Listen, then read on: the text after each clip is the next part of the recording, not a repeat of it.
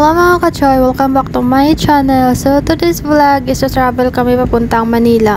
So ngayon pala sumakay na kami ng taxi papunta ng Tarlac SM. SM Tarlac, kaya baliktad lang. So yeah. So maulan pa lang ngayon, yung kasama ko pala is ate ko at dalawa kong pamangkin at meron din kami kasamang lola. So ito pala yung Mabalacat area. Ito yung mas malapit na para siyang shortcut na way. So, madilim ngayon yung paligid kasi nga para siyang uulan. So, yeah, see you there.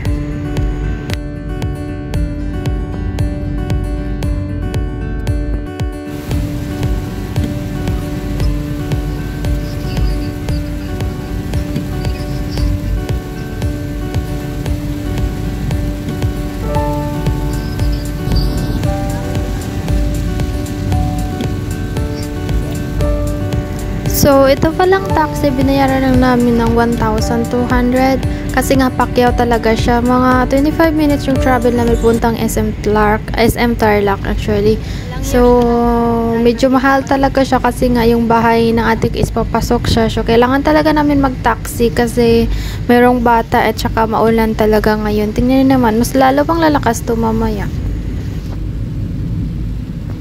So, ayun na nga, dumating na kami dito sa SM Tarlac. So, ito po yung paligid niya. And then, naghihintay na lang kami ng bus. Genesis bus yung sasakyan namin.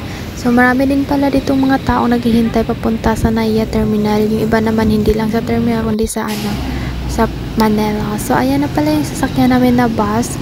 Genesis siya. Tapos, malaki talaga siya. And then, with aircon, meron ding CR sa loob ng bus. So, ayan na pala kami, yung kulit kasama ko. So, yung plate pala namin nito, yung bayad pala namin is nasa 400 plus.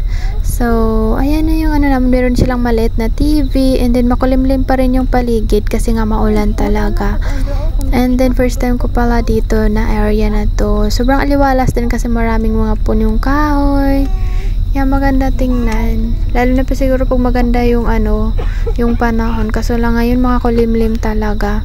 Swerte naman, hindi masyado masikip tong namin, sinakyan namin na bus. Hindi matao, kunti lang yung tao. And yeah, ito na yun. Papunta na kami ng NAIA. Ito na yung ayan na yun actually NAIA. Yung view niya. And ang lakas pa rin ng ulan. Ayan pala yung pangalan ni Ninoy Aquino International Airport. So, malapit na kami, pero actually, ikot-ikot pa yan. Kasi malayo pa yung Terminal 2 dito. And yeah, nagkamali pa kami. Dapat Terminal 2 nga. Pero bumaba kami sa Terminal 4. Ayun, sumakay na naman kami ng taxi.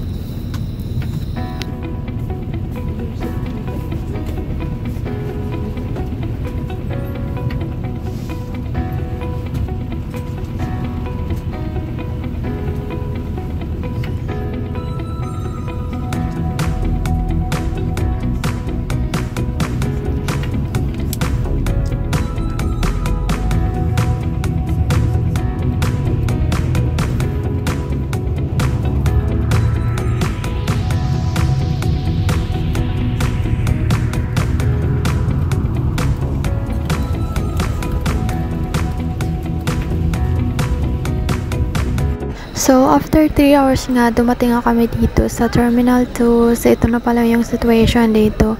Naghihintay kami ng boarding pass namin at saka check-in yung bag namin. And dahil nga meron ng batang dala, so dito kami sa special needs.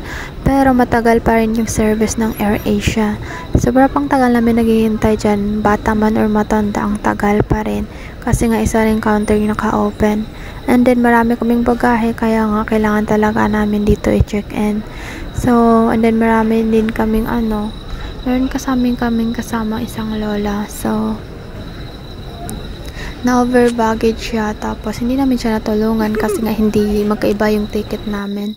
And yeah, doon na kami sa counter. Sobrang haggard na ng face ko kasi nga pagod at gutom na kami. Kasi nga 1 PM na yan, hindi pa kami nakakain. And galing pa kami sa Tarlac, tapos wala pa kaming umagahan. Kaya nga, talaga, pagod at saka gutom talaga. And then, meron pa talagang bata na umiiyak. So, yan talaga yung mahirap. So, yun na nga, ako na nga yung nag-check-in dito sa baggage namin. Tapos, pinauna ko na yung ate ko sa loob. Kasi nga, mainit dito. And ngayon, naghihintay na lang kami sa sukli namin. Sobrang tagal din ng sukli nila. Matagal din kami naghintay, parang 10 minutes more than din paghintay namin ng sukli namin. And yeah, marami ding mga naghihintay. Actually, parang naawan ako dun sa naka-wheelchair. Ang tagal.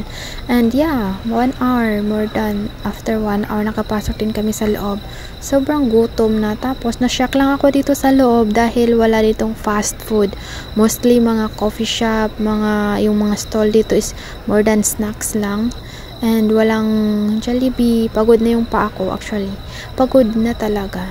Wala silang Jollibee dito sa loob. Makto, ano ba dyan, Chowking. Hindi katulad sa Terminal 3 na meron. Dito sobrang boring talaga. Tapos meron din silang kids lodge. Pero closed din. Paano naman yung mga bata, diba? Close yung nila, yung laruan ng mga bata. Sobrang liit pa naman. And then, yung pala rin is na-delay kami. Yung 9 PM, 9:15 naging 10 PM, more than. So, yan talaga na-stress kami dahil nga sobrang delay na, tapos gabi na talaga kami datarating sa sa amin. So, ayun. No choice kundi maghintay kami talaga.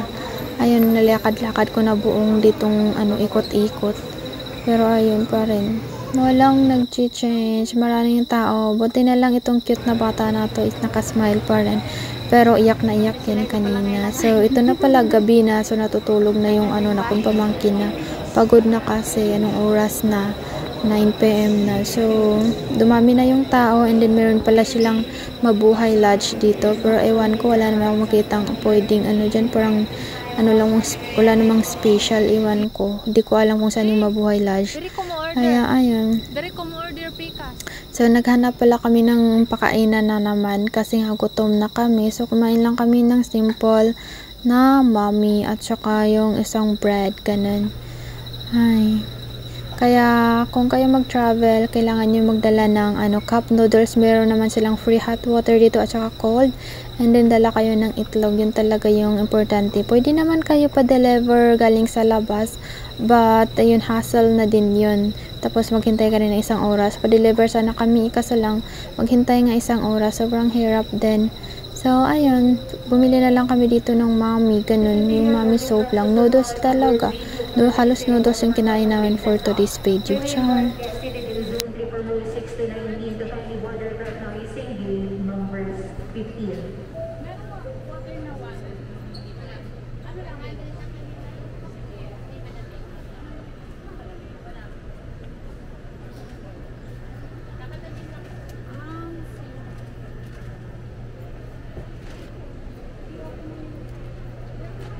Dito malamig.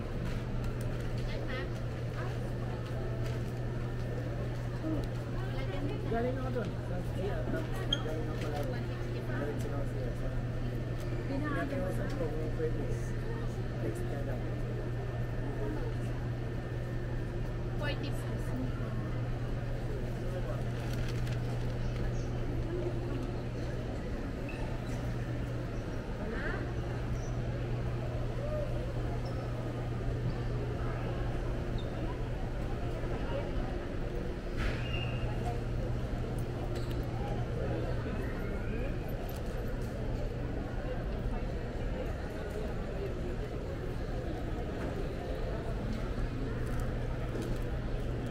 So, ayun na nga, 10:30, nakapasok na rin kami dito sa airplane.